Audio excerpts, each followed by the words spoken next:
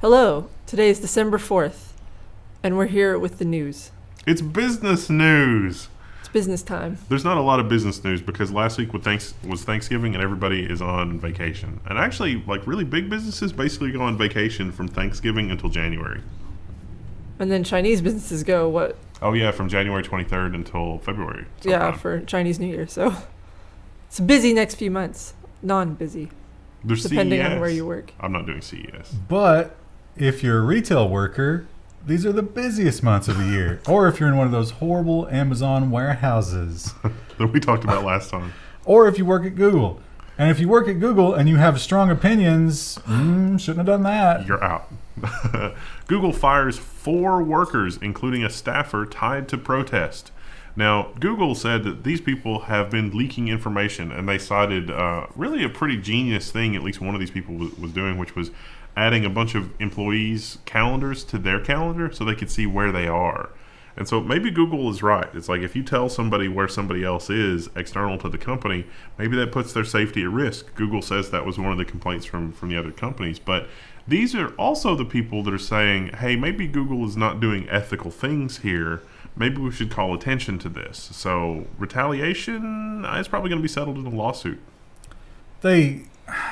I think both sides are, I don't know if I want to say wrong, but not genuine here. Yeah. Because these are people who have a political agenda and they're trying to use their position at Google to advance that.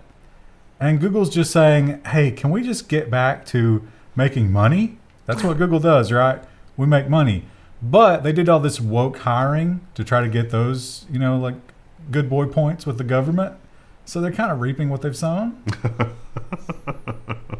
There are a lot of people at Google that just want to get back to work, but at the same time, one of the people that was fired was complaining about the whole ICE contract thing. Like, we don't want to work with immigrations and customs enforcement because we don't think they're doing ethical things. And Google's point seemed to be, we're here to make money. They have money. We have a product. How complicated is this? Well, we have their information. Advertisers have money. How complicated. One of them was LGBTQ as well, and it's like, okay, what does Google have to do with that? What do you want us to do here? Yeah, are we changing search results? I don't know. But if you are at Google and you do have activist causes, maybe do that on the weekend. Save your job. The other thing that Google, those Google execs who are on vacation in Barbados are getting emails about, unpleasant emails, is Stadia. Because Stadia, when it launched, but pre-launch, it had this massive list of features and promises. And at launch, they just cut off the bottom 80% of those. They're like, nope. Just kidding. Not doing that. Maybe later. But you are going to get these key features. And one of those was 4K image quality. Wow, impressive, right? Nope. Google addresses complaints of sub 4K image quality on Stadia from Ars Technica. How they address that? These games are going to improve. Just give it time. Well, they also said it's these pesky developers. They don't work hard enough to give you 4K. We offer it. It's there. The possibility exists. They don't want it bad enough. I think I would remind everybody just how long Gmail was in beta. Online email. How many years? It was close to a decade that was in beta. So this is orders of magnitude more complicated than online email, right? There's a lot more hardware and other technology. This is in beta. It's going to be in beta until 2020 is over with. By the time they get it figured out, though, will anyone care? We'll be into 8K at that point. The promise of Stadia is maybe legit interesting. Even playing something like The Witcher 3. It's like I'm going to play it on a TV, and then I'm going to go play it on the computer. Then I'm going to play it on my phone or a tablet. And if I could just immediately switch back and forth between all those, and I don't have to wait for the game to start up, and everything is amazing, then yeah, I think there's a commercial product there. This ain't it. And the big question everybody had was, how are they going to do 4K on our crippled American broadband system? It's just not possible. And Google's like, wait and see. Well, we've seen it. And the answer is no. Google's like, we tested it in Silicon Valley, which has probably some of the best internet connection ever, and it was fine. I don't know what the problem is. Google doesn't understand that buffer bloat is introduced intentionally by residential ISPs, which would kill this kind of service because the latency is so terrible. Can't they just, buy an ISP? Can't they just buy a $5 million home in San Francisco and enjoy it like we do? Jesus, poor people. Just have more money. Ironically, if you can afford an internet connection that good, probably dropping $1,000 or $2,000 on a gaming PC, not really a big deal. Yeah. We learned that Google bought Fitbit to add to its data capture, its data hoarding, and that seems like a good fit, right? But there was a mystery bidder. There was another company that wanted it almost as bad. It's a secret. They wanted it 5 cents per share less than Google. That's how bad they wanted it. And now we know who that was. Facebook was that company, according to CNBC. That was the mystery firm bidding against Google to buy Fitbit, sources say. Can you imagine the evil that could have been wrought had Facebook been able to combine your personal health data? Did we really avoid that?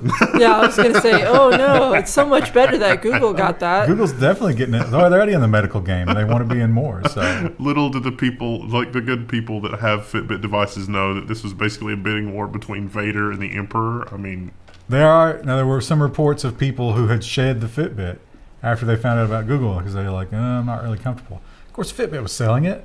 Yeah, that's just not understanding the world. Qualcomm won their big case, or actually they lost their big case, but they've appealed it, so like they haven't had to go through with it yet. And it's affected the world in so many ways. If Qualcomm has to renegotiate all these licenses, it touches literally everything. And here's one you might not have thought about. Connected car prices may rise if Qualcomm wins its antitrust case, according to automakers. This is from Reuters. See, the crazy thing about this, though, is that they're talking about cars that are equipped with 5G wireless technology because Qualcomm's modems, they're darn good. They're the best modems in the world. I don't think anybody is arguing with the technology here. The question is, has Qualcomm been abusing its position as having the best technology, or are they simply doing the most capitalistic thing possible under the law with their technology? And the only really good insight we have into this is how Apple and Intel were acting with Qualcomm. And Apple and Intel were doing blatantly illegal things to try to make Qualcomm look bad. Like, there are emails that leaked from Apple in this lawsuit that was basically along the lines of, we are going to set Qualcomm up to look like they're doing a lot more antitrust violations than they really are because we want to negotiate with them to give us a better rate. So we're going to help steal technology from Qualcomm to prop up Intel's modem business. And to the point that it basically ruined Intel's modem business. The reason, we're going to have another story about MediaTek, Intel and MediaTek getting together, but that's one of the reasons that Intel got out of the game. So I don't know that Qualcomm's hands are clean here, but all of these players, their hands are super unclean. Uber has, just last week we talked about them putting video in the car and audio recordings. So it wouldn't even be your choice. When you got into an Uber, in some places you might be recorded. Now you would have the ability to access that recording the same as the driver if anything weird happened. And you could send it to Uber for them to review it and be like, hey, my driver showed me his penis. Can you review that? Because I don't think that's an Uber Can you policy. review? I don't think it's supposed to be that color. And so maybe this had something to do with that because this is a little bit terrifying. Some Uber drivers use bogus identities to share and shared accounts. What? No. It turns out that unauthorized drivers using fake identification isn't just a London problem. So I guess this is like, Bob doesn't want to sign up for Uber. And his friend Tom is, an Uber driver, and Tom's just like, hey, Bob, just, take my car and phone and stuff and go out driving for Uber. Also, you have to change your profile picture while you're driving because otherwise people will look at it and think it's me. So make sure you change that on your way out. You wonder how they deal with taxes. because Bob's paying taxes. Oh, yeah. Well, I mean, I don't know. It's probably some kind of racket.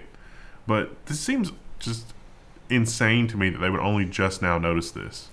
Well, they supposedly have the selfie check, right? So apparently they can challenge you at any time, and you take a selfie of yourself, and it's supposed to match your profile pic. But I wonder if they Just check, look at that. check if because they talk about how these guys change their profile pic. That'd be an easy way around that, wouldn't it? Yeah. Yeah. So yeah, I'm feeling very bearded today. Tomorrow, not so much. maybe I guess you could ask, like, can I see your driver's license so I can make sure that you're a licensed driver in this area, sir, and see if that picture matches. Probably won't, because you only update those once every 10 years. Dell is, it's earnings season, it's the Q4, and we're going to find out how the companies are doing. We're going to be able to afford that Christmas turkey, boys. Well, if you got some Dell shares, possibly not. Might have to cut back on Christmas. Dell's stock is falling after management cut the forecast revenue. And Dell, 100% blaming Intel. Intel supply shortages. $2 billion. They're down $2 billion in their forecast. And it's because they can't buy CPUs fast enough. This is not just desktop CPUs. This is server CPUs. This is across pretty much all their divisions. AMD launched their new Threadrippers last week. We did a bunch of stories on that. Thank you, everybody, for watching and hanging out, live stream, the whole 9 yards. And AMD and TSMC also having trouble keeping up with demand, seems like. So not going to be it's unclear what's driving all of the computer purchases all of a sudden, except that I guess maybe a lot of machines are end of life or coming off lease or something. But this demand is something that has apparently caught the entire industry by surprise, or Intel's production problems go deeper than they've let on.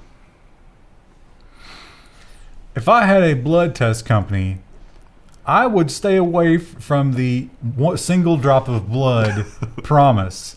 It has been somewhat tainted by Elizabeth Holmes and her Theranos company, which it turned out was a complete fraud. Yeah. But Toshiba apparently didn't get the memo.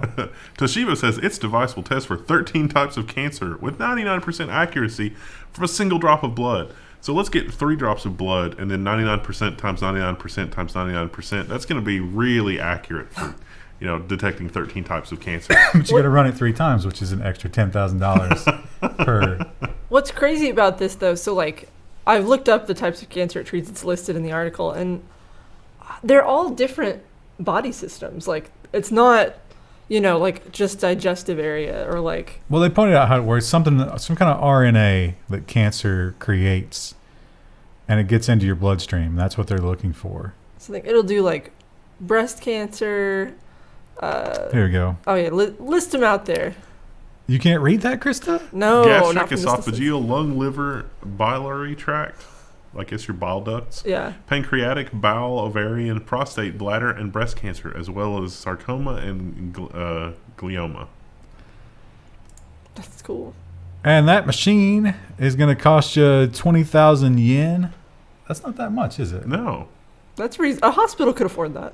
Oh, yeah. I think that's cool. An American hospital is going to charge you $5,000 every time they use it. So it's a license to print money. It's going to pay for itself in a day. It's like the blood ATM. Hell, we could stick one of those outside on the side of the building and just test passersby. And it's like, oh, you have meth. It's not cancer. And now that you've used this exposed finger prick that everybody else has used, you have herpes as well. Congratulations. That's not on the market yet. They still have some time to work on it, a couple of years. Which, again, is ringing those Theranos bells for me. But we'll see. That'd be cool if they could do that. I wonder what happened to her. Maybe we can figure that out in a Christmas episode. Did they ever do the movie? They're doing a movie. I don't think the movie's out. A Lifetime movie? Probably. No, Who's her it's going love to be, interest? that's what's her name is going to be her, the Hunger Games girl. It's going to be a big movie. Jennifer Lawrence. Yeah. I couldn't remember. Was it Honda or Hyundai we talked about last week, electrifying all the cars? I don't remember. One of the big car companies was like, we're doing it. We're getting rid of gasoline by 2030 or something like that. And we're making all this investment. Well, add another one to the list. Audi's going to cut 9,500 German jobs in a switch to electrification. VW unit tackles structural issues for the quote-unquote challenges ahead. So the European Union has big goals for electric and soon. And so Audi's taking that seriously, and they cut 9,500 German jobs as a result. I don't know if it's Audi or Audi, But one of them, the comment section hates. I thought it was Audi, but I don't actually know. I don't know. I thought about getting one of those. It's my terrible American accent. Before I bought the last car. But for the same price, you get a pretty garbage car from them. As far as performance goes. You need to get that Cybertruck. That's what you're really waiting for. Well, yeah, I don't have time to wait till 2025 to have a car. So we talked about chips and the shortage thereof, and probably the biggest consumer of server chips for the past 5 to 10 years has been the Amazon cloud. And they're so serious about it, they're saying, listen, guys, we don't have time for your nonsense. We're going to roll our own. Amazon's cloud unit has designed a more powerful data center chip. Now, more powerful than what? The previous one. Yeah, which is not more powerful than just about anything else on the market. But their aim for this chip is low-level tasks. So if you're familiar with the AWS cloud, things like your perimeter gateway, things like S3 hosting, where it's just flat file hosting, you could do those kinds of things with relatively low horsepower servers that don't require a lot of computational intensity. And that's what Amazon wants to use to shore up some of their infrastructure, because taking these really expensive processors and slicing it up into a million virtual machines, I mean, that's super profitable, don't get me wrong, but with chip shortages, that's a problem. And so we could just get that to run on used toasters, basically. That's what this is. They're going to be ARM-based chips rather than the usual x86. Because we can actually get those manufactured. Yeah, there's probably some fabrication centers who's like, we can do stuff. No, we don't want you. Most larger universities can fabricate their own ARM CPUs, so I mean. Makes sense. And perhaps the destination for some of those chips won't be terrestrial at all. Because in a presentation in San Diego, Mr. Bezos had a lot to say about the future of humanity. Jeff Bezos in San Diego, to save the planet and move all heavy industry into space. This is like a rare Elon Musk moment for Bezos. Yeah. Except somehow I have a lot more faith in Bezos to get things done. I mean, there may be a trail of corpses on the way, but he'll get it done. Yeah, his private investigator figuring out the whole scandal photo divorce thing, the thing that led to his divorce, that is an incredible story. That they should forget the Elizabeth Holmes movie. They should make that into a movie, the story of his mistress and how he figured that out, and that's an incredible story. No Hollywood producer wants to get banned from Amazon Prime. Yeah, I was gonna say So what he's talking about is he wants his Origin rockets running around the clock. He literally is like, I want it to be like an airport. You land, you refuel, you're right back up there, and they're constantly ferrying the Earth's manufacturing goods and to and fro and raw resources, so that all the pollution and stuff is just right out into space, which is interesting.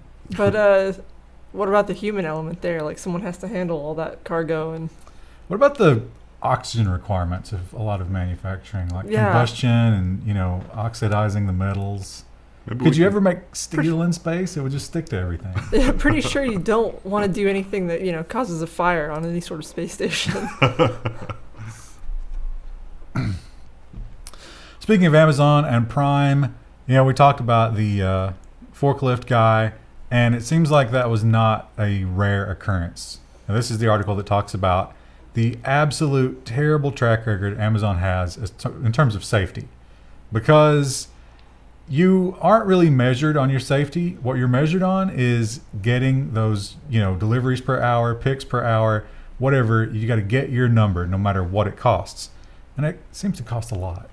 Inside Amazon's delivery push, employees and drivers say an overworked system is lax on safety as packages pile up.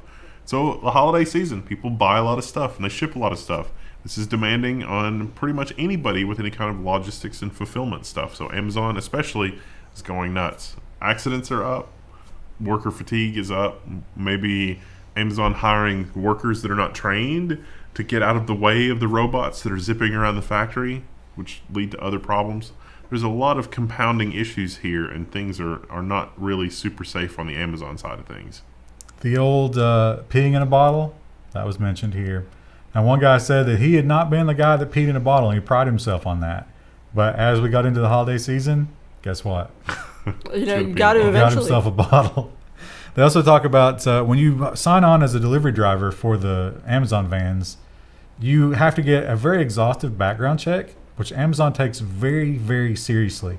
It can take up to 5 weeks, but the guys on the ground don't have time to wait for 5 weeks. So they just give you somebody else's badge.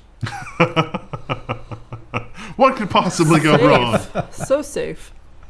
You know what the solution is for this? Maybe we don't need like same day overnight shipping. I was thinking this kind of made me depressed, and I was going to have to do some impulse buying to get my endorphins back up. Pretty sure robots are going to take over these jobs in short order anyway. We could consume less and make these people's lives better, or just Robots. replace them with robots and keep consuming at an absurd rate. Consume. Imagine how adorable those robots are going to be.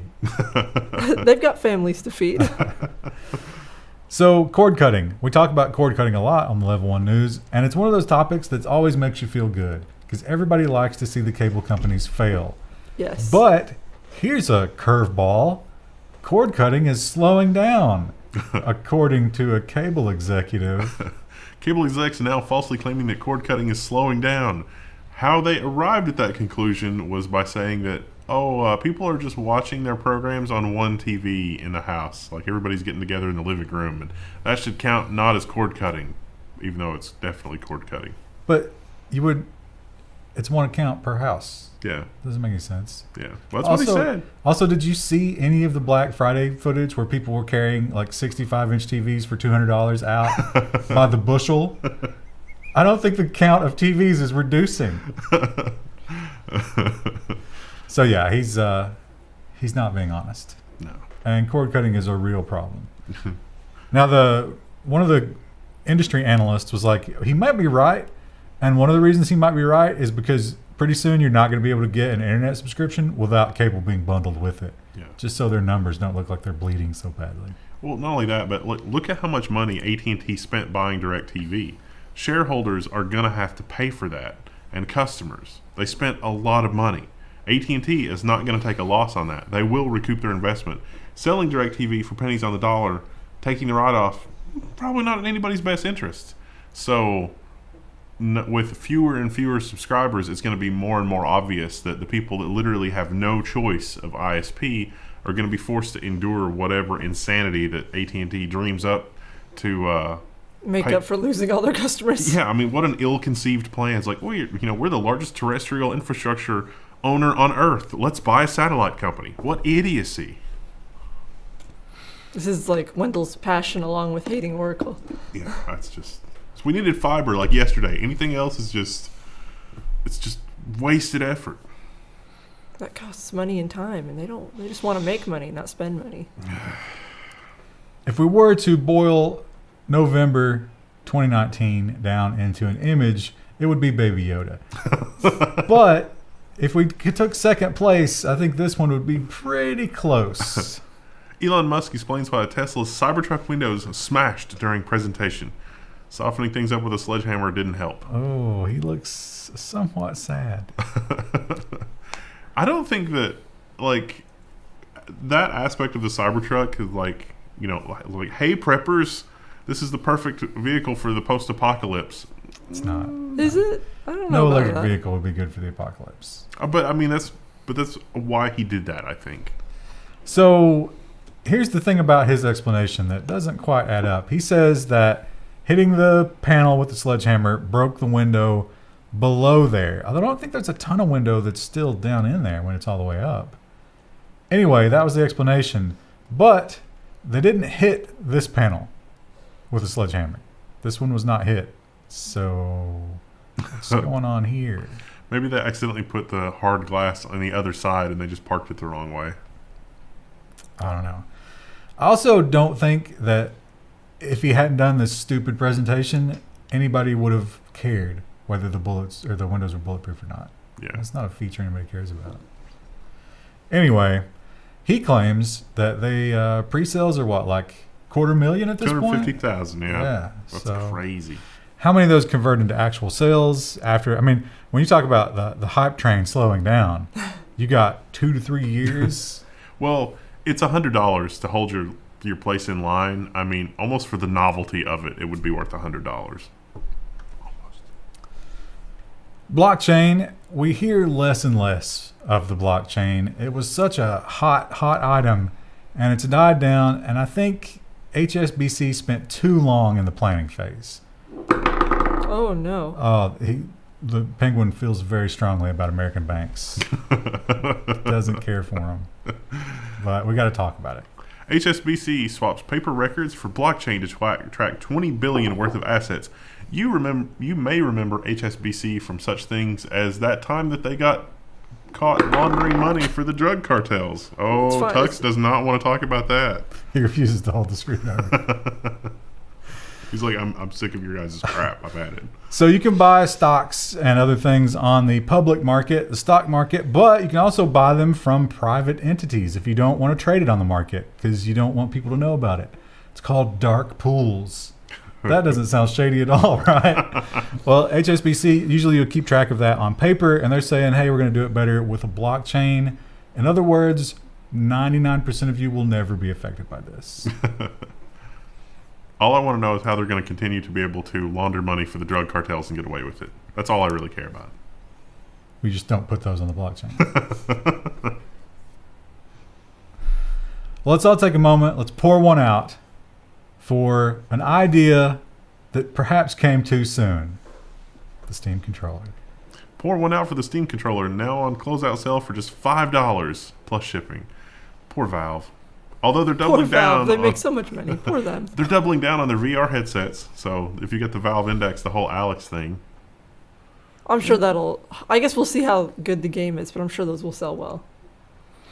The revolutionary thing about this was these are two very, very sensitive trackpads instead of sticks, although you do have one stick. And I don't know that ever really translated into quality gameplay. But they do point out in this article that a lot of people found very unique uses for them. And you could do a lot of other things. Like some of those dating simulators. Wow. Didn't think about that. But now I can't stop. Stop thinking about it, yeah. This one should have been next to... I was trying to find this while you were talking about the other story, and for some reason I just overlooked it. Oh, but yeah, I thought it was in here. Maybe, I don't know. Intel... I had the perfect lead into it. Intel was... Gone now. So they sold their business, and now they're saying, hey, we basically had a gun to our head. And that gun was shaped like Qualcomm. Even though we were caught as bad actors here. We didn't want to sell our business. We want to be in this business. So now we found a new way to do it. MediaTek and Intel team up to bring 5G networking to laptops and PCs. So yeah, MediaTek has built a modem for Intel. Intel, I guess, canceled its... here's what really probably happened. Intel was like, we want to be part of this 5G communications business, and we're Intel. We've got everything except a design that's worth a damn. And so MediaTek was like, hey, we've got fabs and some experience, and we think we could combine your muscle with our actual working design and have a winning formula here. And Intel said, yes. This is going to be the lower speed 5G because the super blazing high speed one has to be really close to the towers. Yeah. And so this isn't going to be, like the crazy 5G, but it'll be moderately better than a 4G, I guess. Once again, is Qualcomm capitalistically protecting its intellectual property, or are they, the evil people, sinister, out to get everybody by undermining competition and whatever? Yes. How very capitalistic of everyone involved. And speaking of, the horrible corporate culture and their unwillingness to just do what's sensible, sometimes in the face of all logic, Bose makes an interesting decision coming up on the holidays. Bose customers beg for firmware ceasefire after headphones fall victim to another crap update. Soundbar slingers make faulty ear things too. Okay. There was a firmware update for Bose headphones in July, and there was a noise canceling function on these headphones. Something with this firmware update in July broke the noise canceling ability of these headphones. So a lot of people were complaining and that kind of thing. Meanwhile, Bose came out with a new model that has noise canceling, and that one still works, but the noise canceling doesn't work on the old model. And so here we are at the end, end of December basically, and there's still no noise canceling from the update in July. So did Bose retroactively take that away, or what's going on? Bose hasn't really said much. They pointed out one woman, so she had like the entry-level pair. They got nerfed by the firmware update. She complained. They sent her one upgrade up, and she was like, oh, yes, I get better headphones, and they work. Then they were destroyed by a firmware update. And I think they finally gave her the really good ones. So it doesn't seem like, maybe they're just like, they don't expect everybody to complain enough for it to cost more than they would make by people just throwing them away and upgrading. If Oracle were a products company, that would be this. But they could roll it back. I mean, yeah. Presumably that wasn't a huge security update or anything. Also, I wonder, is that just over the air? Can you not opt out of that? No, you can. It's the app. So like you have the app on your phone, and it's like, oh, let me just go ahead and update your firmware for you. And it's like, wait, what are you doing? Because you'll have like the Bose app on your phone, and so it's not. We've gone so far away from just like plugging in a pair of headphones. Well, I guess you have to turn the noise canceling on and off somehow, right? Yeah. Like there couldn't be a button for that. Sometimes there is a button. Netflix has resurrected many of our nostalgic loves when it comes to TV shows. They know what they're doing. They're just manipulating us. And maybe sometimes they're doing it just for the headline. Because if you don't deliver a lot of numbers, even though you win a bunch of awards, you will be removed. Mystery Science Theater 3000 has been canceled again by Netflix. So just 2 seasons of Mystery Science Theater 3000, which is actually like 12 or 15 episodes. It was a lot of... It was quite a few. That might have been 20 episodes. Yeah, it was a lot of footage. This one was the one with Patton Oswalt and Felicia Day. Canceled. Sad. He claims, the creator claims that he will search for another home for that. There's always riff tracks. Yeah, riff tracks lives on. I bet they don't pay him very much to do those. No. That's what is weird to me, that like, why would you cancel that? Because I feel like that would have cost almost nothing to produce. You got to make room for more tepid sitcoms that people worship on Reddit. It takes a little while to get into Mystery Science Theater, though, because sometimes the humor is just a little off, and sometimes it's razor sharp wit, so it's a little hit and miss sometimes. I don't know. Almost every episode I've ever watched has been razor sharp wit. Yeah, hilarious to me. So Walnut Stampede.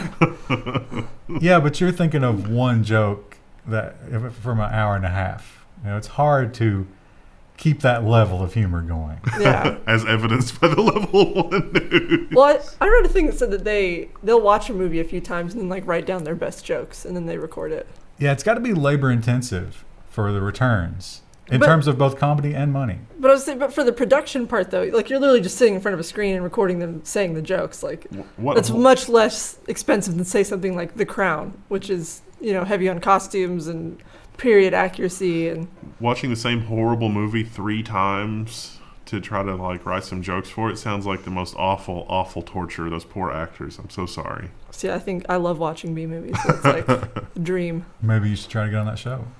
I don't think I'm that funny. eSIM. Maybe. So we got a problem with phones being locked, and you got to switch out the SIM card to get it unlocked and all that stuff. And hey, that's a problem. Why don't we do something about it? Oh, wait. We did do something about it. But the big companies are being accused, at least, of not really telling people about that or letting them use it or allowing it to work the way it should. Engadget reports that AT&T and Verizon agreed to change their eSIM practices, and the DOJ is closing its investigation and says it found no wrongdoing. Surprise. Well, it's more complicated than that. Basically, AT&T and Verizon would not let people use the embedded SIM functionality on their phones, which you can do a lot of cool things with that. Some phones support dual providers. You can use a real SIM with an eSIM, and you can have one phone that works on multiple providers, which is great for, if you live in a rural area, sometimes you legit would have to have 2 phones if your work requires you to travel in an area where the provider's coverage is terrible. And eSIM is pretty cool in that regard, in that you can carry one phone that only physically has one SIM in it, but will work on multiple providers. The DOJ said that there's no wrongdoing because AT&T and Verizon have agreed to let people use eSIMs at some point in the future after unspecified changes have been made, which probably means a whole lot more of the same nothing for another year or 2. It's pie season. Not a Jeep pie. I know that's what you're expecting. We don't have a story about him this week. We He's probably don't. on vacation. Yeah, definitely on vacation. But it's holiday pies, pumpkin and the various cream pies. And Pecan. What kind? Pecan. Yeah, of course. Yeah. And where was it that you got the worst pecan pie in history, but you ate it anyway? I don't like Was pecan. it O'Charlie's? It's probably almost all of O'Charlie's Wendell. pies are Oh, Don't yeah. pecan. you love pecan? Yeah, I love pecan pie. But you got one that was it smelled like diesel.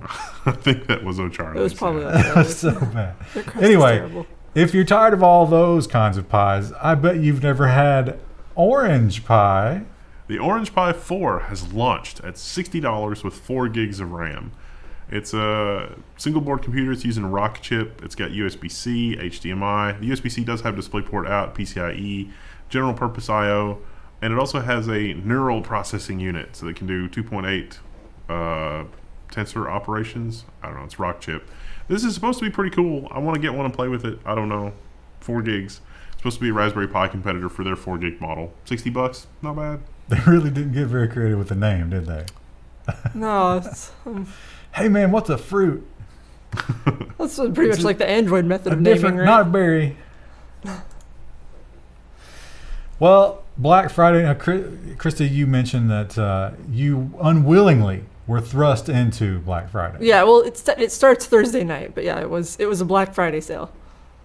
And your experience was poor. It was poor. It was really crazy, and like my husband's not someone who says like excuse me, because he'll just stand there and think, oh, they'll move, and I'm like, no, you got to be like not aggressive, but you have to be like, hey, excuse me, and then just push your way through, because like people aren't gonna move. And all we needed to do was go get a battery for the car. Did you not think of going to an auto parts store? None were open because it was Thanksgiving Day. Really? Yeah.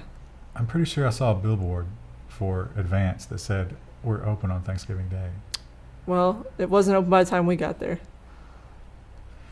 Well, Black Friday, Anyway. so there are conflicting reports. And now I saw articles from the West Coast, and they showed Walmarts that looked like they were closed. There was nobody there, which is weird. But apparently our local Walmart's still going strong. Overall, the numbers were down. Black Friday online sales have hit a record of $7.4 billion, but that's because fewer shoppers visit stores, according to Time. Yeah, I don't... The business news here is really that a lot of people are all about the Amazon Prime same day, next day delivery, and it's like, why would I subject myself to the aforementioned Walmart headache when I could just click a few buttons and it'll be here tomorrow? Or going to like a mall or anything. Like, yeah, just why? Just why? If a man has to piss into a bottle so I don't have to fight the crowds, I'm okay with that. Now, the big thing here was... Sorry, dude, being in bottle. 2018 Cyber Monday was the most sales ever. 7.9 billion. 9.4. Oh. 7.9 was the Black Friday. Oh. So will this Cyber Monday, which has already happened at this point, is it the one after? Or is Yeah. It Yeah. yeah. Will it beat 9.4? You probably know before we do, because we'll be reporting on that next week. This is Because it filmed hasn't in happened advance. yet Yeah. for us. So, I think Cyber Monday is going to be down from last year overall because everybody bought the stuff online on Black Friday because nobody wanted to physically go to a store. I have been cruising the deals for a power supply. Nobody puts power supplies on sale on Black Friday. No. What the fuck? Maybe you'll get lucky. Cyber Monday. Maybe. That's all we got. That's it. We'll see you Friday.